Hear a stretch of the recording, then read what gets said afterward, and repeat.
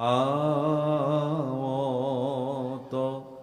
काल भुजंग मगरजी हरि पदे शरणलेहु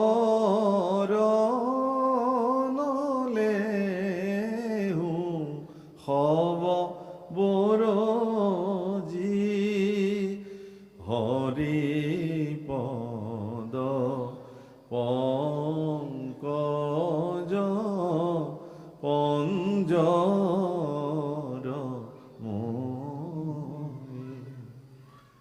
যিবিলাক ঘোষা গাওঁ, কীৰ্তন গাওঁ, বৰগীত গাওঁ, সেইসমূহৰ যদি সঠিকভাৱে তাৰ অৰ্থ যদি অন্যয় যদি আমিবিলাকে উপলব্ধি নকৰোঁ, তেতিয়াহ'লে তাক গোৱা আৰু নোগোৱা একেই কথা। যদি এভাগ বৰগীত গাই পেলাই বৰগীত ভাগৰ যদি অৰ্থটো যদি উপলব্ধি নহয়, তেতিয়াহ'লে একো নাই। প্ৰাৰ্থনা এভাগ ভগৱানক গাইছোঁ, প্ৰাৰ্থনাটোত কি কোৱা হৈছে দৰাচলতে তাৰ যদি অৰ্থৰ অনুভৱ নহয়, তেতিয়াহ'লে সেই প্ৰাৰ্থনা জনা ভগৱানৰ ওচৰলৈ নাযাব, স্পৰ্শ নহ'ব। সেইকাৰণে ইয়াত কৈছে যে ভগৱান কৃষ্ণৰ চৰণ যুগল পদুম ফুলৰ দৰে। মহাপুৰুষে কৈছে যে হে প্ৰভু, তোমাৰ চৰণ যুগলৰ পদুম ফুলৰ দ্বাৰা নিৰ্মিত যেন পিঞ্জৰা, আৰু সেই পিঞ্জৰাটোৰ ভিতৰত মোৰ মন ৰাজহংস গৈ তাত মানে বন্দী হৈ থাকিব লাগে চিৰদিনৰ কাৰণে, যাতে ই ওলাব নোৱাৰে, কলৈকো যাব নোৱাৰে। গোস্বামী তুলসীদাসৰ দৰে এগৰাকী ভক্ত, ভগৱানৰ একান্ত সেৱক, পৰম বিদগ্ধ পণ্ডিত, যিগৰাকী শ্ৰী ৰামচৰিত মানস বিৰোচন কৰিছিলে, আজি ভাৰতবৰ্ষৰ ৰাষ্ট্ৰীয় গ্ৰন্থ হিচাপে হ'বলৈ গৈ আছে, এনেকুৱা পৰ্যায় চলি আছে। তো গোস্বামী তুলসীদাসেও লিখিছে, মম হৃদয় কঞ্জ নিবাস কুৰু কামাদি খলদলদ গঞ্জনম। হে ভগৱান, তুমি মোৰ হৃদয় পদুম ফুলত আহি নিবাস কৰা, এই বুলি কৈছে গোস্বামী তুলসীদাসে। ৰামচন্দ্ৰক কৈছে যে হে প্ৰভু, তুমি মোৰ হৃদয় পদুম ফুলত আহি নিবাস কৰা। কিন্তু মহাপুৰুষ মাধৱদেৱে কৈছে যে মোৰ হৃদয় পদুম ফুলত তুমি আহিব নালাগে প্ৰভু, তোমাৰ চৰণ পদুম ফুলত মোৰ মন গৈ বন্দী হৈ থাকে, যাতে ই কলৈকো যাব নোৱাৰে, যাম বুলি যাব নোৱাৰে। সেই বৰগীত জনাতে মহাপুৰুষে পদ লিখিছে, শেষৰ পদ, आवत काल भुजंग मगरजी हरि पदे शरणलेहु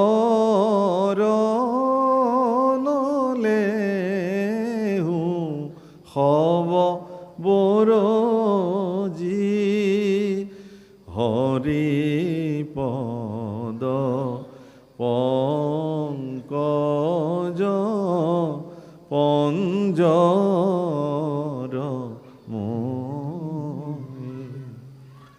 आवत काल भुजंगम गरजी।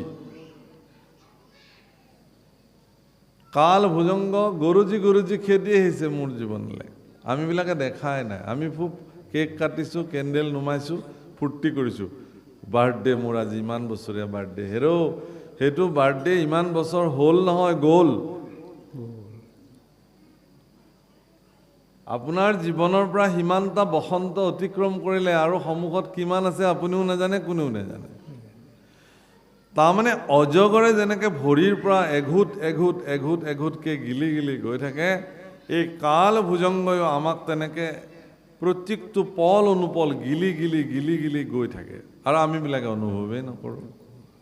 আমাৰ এটা খুব ধুনীয়া লক্ষ্মীনাথ বেজবৰুৱাৰ কাহিনী আছে নহয়, মানে জীয়েকক অজগৰলৈ বিবাহ দিলে, অজগৰে যেতিয়া ৰাতি ভৰিৰ পৰা গিলিবলৈ ধৰিছে, আই মোৰ ভৰি কুটে কুটাই, আই মোৰ জোঁৱাই নুপুৰ পিন্ধাই, হয়নে? এনেকৈ এনেকৈ আই মোৰ কঁকাল কুটে কুটাই, আই মোৰ জোঁৱায়ে মেখেলা পিন্ধায়, অলংকাৰ পিন্ধায়। এনেকৈ গৈ গৈ গৈ ডিঙি গৈ পালে, তেওঁ ভাবি থাকিলে শুই শুই যে জোঁৱায়েকে এপৰ পিছত এপৰ অলংকাৰ পিন্ধাই গৈ আছে, যদিও বেজবৰুৱাদেৱে এইটো খুব সৰু ল'ৰা ছোৱালীৰ কাৰণে ৰসিককৈ কৰিলে, সেইজন আগৰ মানে জীয়েকজনী বিবাহ হোৱা অজগৰটো কোনোবা অভিশাপপ্ৰাপ্ত কোনোবা দেৱপুৰুষ আছিলে। তেওঁ কৈছে যে তুমি নৰ মনুষ্যৰ কোনোবা ছোৱালীৰ লগত বিবাহ হ'লে তোমাৰ মুক্ত পায়, এনেকুৱা কিবা কাহিনীটো। তেওঁ হৈ গ'ল। তাকে দেখি সতিনীয়েকে নিজৰ জীয়েককো ক'ৰবাৰ অৰণ্যৰ পৰা অজগৰডাল ধৰি আনি পেলাই ৰাতি বিবাহ দি একেটা কোঠালিতে ৰাখিলে। সি অজগৰে চান্স পায় আৰু মানুহ এটা পাইছে আৰু এমূৰৰ পৰা গিলিছে। গতিকে এটা সময়ত যেতিয়া মূৰটোকে গিলি পেলালে, কপাল মানে ওঠলৈকে ক'ব পাৰিছে, ওঠত ব্ৰহ্মতুলিৰ বোল বোলাইছে বুলি কৈছে, তাৰপিছত মাত নাই আৰু। তাৰপিছত গোটেই ৰাতিপুৱা দেখে যে খাই অজগৰ একদম হৈ আছে। আমিবিলাকেও ভাবোঁ আমাৰ জীৱনৰ এঘোট এঘোট সময় গৈ আছে, কাল ভুজংগ গৰুজি গৰুজি খেদি খেদি আমাক আহিছে, কোনদিনা আমাৰ জীৱনৰ অন্ত ঘটে তাৰ কোনো মানৱ দেহা মাটিৰ ভাণ্ড, ভাঙলে হবে খন্দর খন্দ, ভাঙলে দেহা জোড়া মিলবে না, ওই একবার হরি বলো মন রসনা, মানৱ দেহেৰ গৌৰৱ কইৰ না। আমাৰ গোৱালপৰীয়া গীত যে মানৱ দেহাক লৈ গৌৰৱ কৰিবলগীয়াই নাই। যিটো দেহালৈ এটা সময়ত একাহী ভাত দিলে খাই পেলাওঁ, সেই দেহাই এটা সময়ত কওঁ মোক অকণমান কমাই দিয়া। হেৰি ক'ত গ'ল আপোনাৰ একাহী ভাত খোৱা ক্ষমতাটো? এটা ফুটবল লাঠি মাৰি দিলে সেই একদম সিটো গ'ল পষ্টলৈকে গৈছিল, সেই মানুহজনে লাখুটিৰ ভৰত খোজকাঢ়িবলগীয়া হ'ল। ক'লে গ'ল আপোনাৰ সেই সামৰ্থ্য? কোনোবাই কিবা ফুচফুচাই ক'লে টচ টচকৈ শুনিছিলোঁ, এতিয়া কাষত চিঞৰি চিঞৰি কাণৰ কাষত ক'ব লাগে মই আমুক বুলি ক'ব লাগে। ক'ত গ'ল শক্তি? লাহে লাহে সকলো শক্তিৰ স্খলন ঘটে। আমিবিলাক ইমান মূঢ়মতি, ইমান অহংকাৰ যে দিনে দিনে মোৰ শৰীৰৰ ইন্দ্ৰিয়সমূহৰ ক্ষমতা বিলুপ্তিৰ পথত গতি কৰিছে। তথাপিও কিন্তু অহংকাৰে আমাক সেইটো জানিবলৈ দিয়া নাই ঘুণাক্ষৰে। নাই নাই একো হোৱা নাই দে, তই আগবাঢ়ি গৈ থাক। অহংকাৰে যেন নিচুকনি গীত গাইছে মোৰ কাণৰ কাষত, একো হোৱা নাই তোৰ, চব ঠিকে আছে, এৰা হয়। কিন্তু আমি ভগৱানৰ ওচৰত প্ৰাৰ্থনা কৰিব লাগে যে হে প্ৰভু, এই দেহটো তোমাৰ কৃপাত প্ৰাপ্তি হৈছে। শতকৌটি অন্তৰ যাহাৰ আশ্ৰয় পুণ্যৰ ৰাখি, সি কদাচিত মনুষ্য হয় ভাৰত ভূমিত আহি। ভাৰত ভূমিত মনুষ্য ৰূপে জন্ম হোৱাটো পৰম সৌভাগ্য, আৰু তেনে এটা মনুষ্য শৰীৰ আপোনাসৱৰ জীৱনত প্ৰাপ্তি ঘটিছে। গতিকে এইহেন নৰতনু দুৰ্লভ্য মনুষ্য জন্ম, তাতকৈ দুৰ্লভ্য সাধু সংগ। আজি যে আপোনালোকে ইয়াতে সাধু সংগৰ আয়োজন কৰিছে, এইটো এটা পৰম দুৰ্লভ, পাবলৈ নাই। কিন্তু আজি ইয়াতে জিলেলে জীপ যদি এতিয়া ডেন্সৰ কম্পিটিশ্যন পাতকচোন, ইয়াত মানুহ এতিয়া ঠাণ্ডাটো থ'বলৈ জেগা নহ'লহেঁতেন। পাতি চাওক লাগে, কি কয় এইবিলাক বুগি বুগি পাতে, কিবা পাতে নহয়, ল'ৰা ছোৱালীবিলাকক আনি পেলাই নচুৱাই মাক বাপেকবিলাকে গীতত, সেইবোৰ পাতক, ঢেৰ মানুহ হ'বগৈ ইয়াত। কিন্তু ইয়াত ভাগৱত কথা চলিছে, ইয়াত সন্ত কথা চলে, জীৱনৰ কোহে কোহে জীৱনৰ বিশ্লেষণ হ'ব। মানুহৰ জীৱনত কৰ্তব্য কি? আপুনি মৰি যোৱাৰ পিছত আপোনাক কোনোবাই মনত ৰাখিবনে নাই? নিজৰ ল'ৰা ছোৱালীয়ে এনেকৈ কয়, এই আজি আমাৰ পিতাৰ শ্ৰাদ্ধ আছিলে নেকি, পাহৰিয়ে থাকিলোঁ নহয়। কেইবছৰমান পতাৰ পিছত পুতেকেও পাহৰে বাপেকৰ শ্ৰাদ্ধৰ কথা। এই হ'ল আমাৰ জীৱন। কিন্তু এনেকুৱা মনুষ্য পৃথিৱীত আছে যাৰ ১৫০ বছৰীয়া জয়ন্তী আজি আমি পালন কৰিছোঁ, যাৰ ৫০০ বছৰীয়া জয়ন্তী আজি আমি পালন কৰিছোঁ। একেই মনুষ্য, কিন্তু গুৰুজনাৰ ৫৭৫ সংখ্যক জন্ম জয়ন্তী আমি পালন কৰিছোঁ। কেলে? একে মনুষ্য নহয় জানো? তেওঁ সাধন কৰি থৈ গ'ল মনুষ্য জীৱনক। মনুষ্য জীৱনক জগতৰ কল্যাণৰ কাৰণে, লোক কল্যাণৰ কাৰণে এনেধৰণে আগবঢ়াই লৈ গ'ল, যাৰ কাৰণে আজিও মানুহে তেওঁক মনত ৰাখিছে। আপুনি আপোনাৰ জীৱনত কেলে নোৱাৰে? আৱত কাল ভুজংগম গৰুজী, হৰিপদে শৰণত লেহু তাহে সব বৰজী। জীৱনৰ সৰ্বস্ব পৰিত্যাগ কৰি ভগৱানৰ চৰণত সমৰ্পিত হওক প্ৰভুসকল। ভগৱানে আপোনাক বাট দেখুৱাব, আৰু এনেকুৱা সোণখেৰীয়া বাট দেখুৱাব যিটো বাটেৰে গমন কৰি আপুনি আনন্দ পাব। মৃত্যুৰ সময়ত আপুনি যন্ত্ৰণাৰে মৰিব নালাগে, অপৰাজেয় মৃত্যু আপোনাৰ জীৱনত হ'ব। সৰ্প ভয়ো নাই বুলি কৈছে। ইয়াত ভগৱানে কৈছে যে আজিৰ পৰা মই ক'লোঁ, যিসকল লোকে কৃষ্ণ ভজনা কৰিব, ভগৱানৰ নাম ল'ব, তেওঁৰ জীৱনত সাপৰ ভয় নাই, সৰ্পই দংশন কৰিব তেওঁক কেতিয়াও নোৱাৰে, যদি কৃষ্ণ নাম লয়। ইমান মহিমাযুক্ত কৰি ৰাখিলে ভগৱানে, বাণী দি থৈ দিলে। গতিকে আপোনাৰ জীৱনত অমূল্য এই মনুষ্য জীৱন দুৰ্লভ্য এই মনুষ্য জীৱন কৃষ্ণৰ চৰণত আত্মসমৰ্পণ কৰি ভগৱানৰ গুণ নাম কীৰ্তন কৰক। প্ৰভুসকল, এটা সৎ জীৱন যাপন কৰাটো মনুষ্যসকলৰ কাৰণে বৰ গুৰুত্বপূৰ্ণ কথা। আজি ইচ্ছা কৰিলেও ইতৰ প্ৰাণীবিলাকে সৎ জীৱন যাপন কৰিব নোৱাৰে, তেওঁলোকে মানুহৰ নিচিনাকৈ নোৱাৰে, কিন্তু মানুহে পাৰে।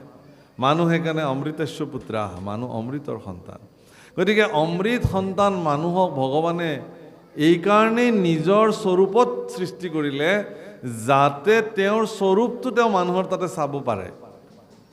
কিন্তু মই মানুহ হৈও যদি মই অন্য জীৱৰ নিচিনা আচৰণ কৰিবলৈ আৰম্ভ কৰোঁ, তেতিয়াহ'লে মই নৰাধম নহ'মনে বাৰু, পশুতুল্য নহ'মনে বাৰু? সেইকাৰণে মনুষ্যৰ নিচিনা থাকিব লাগে, মানুহৰ দৰে জীৱন কটাব লাগে। প্ৰভুসকল, আইসকল, জীৱনত এটা কথা কৈছে যে কিছুমানে খাবলৈ জীয়াই থাকে পৃথিৱীত, আৰু কিছুমানে জীয়াই থাকিবলৈ খায়। খায়ো মৰে, নাখায়ো তৰে। যত যিমান মৰিছে খায়ে মৰিছে, নোখোৱা কাৰণে কোন মৰিছে? গতিকে খাদ্য সম্ভাৰ, কথা বতৰা, জীৱন, এইবিলাকক এটা নীতিযুক্তভাৱে যেতিয়া যাপন কৰিব, তেতিয়াহ'লে তেওঁৰ মনুষ্য জীৱনৰ সাৰ্থকতা লাভ কৰিব। গতিকে কাল ভুজংগ প্ৰভুসকল খেদি খেদি খেদি খেদি আহিছে, কেতিয়া গিলে তাৰ নাই ঠিক। সেইকাৰণে ইয়াতে কৈছে যে কলি সৰ্পে দংশিলেক হৰিল চেতন, ৰাম নাম অমৃতক কৰিও যতন। কলিৰ যুগটোকে এডাল মহাসাপ বুলি কৈছে। গীতাৰ 7ম স্কন্ধত লিখিছে যে আমি জীৱবিলাক পৃথিৱীত এই সংসাৰৰ গাত এটাত আমি পৰি আছোঁ, তাতে আকৌ বিষাক্ত সাপ আছে, আৰু ওপৰৰ পৰা এটা শিল ঢাকি থৈ দিছে যাতে ওলাব নোৱাৰে। এয়া আমাৰ অৱস্থা। কিন্তু এই সৰ্পকো নেওচি গাঁতৰ পৰা শিল আঁতৰাই পৰাক্ৰমেৰে যিজনে নিজক মুক্ত কৰিলে, তেওঁ মুখ্য জীৱ।